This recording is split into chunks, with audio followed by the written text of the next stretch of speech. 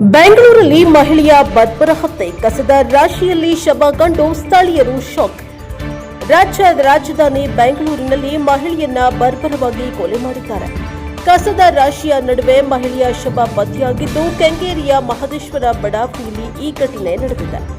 ರಾಡ್ನಿಂದ ತಲೆಗೆ ಹೊಡೆದು ಹತ್ಯೆಗೈದಿದ್ದಾರೆ ಎನ್ನಲಾಗ್ತಾ ಇದೆ.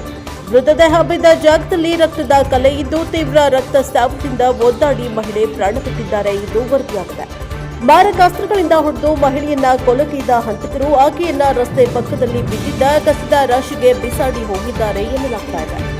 ಕೆಂಗೇರಿಯ ಮಹದೇಶ್ವರ ಬಡಾವಣೆಯಲ್ಲಿ ಈ ಘಟನೆ ನಡೆದಿದ್ದು, 45 ವರ್ಷದ ಕೆಂಪಮ್ಮ ಮೃತ ಮಹಿಳೆ ಎಂದು ಗುರುತಿಸಲಾಗಿದೆ.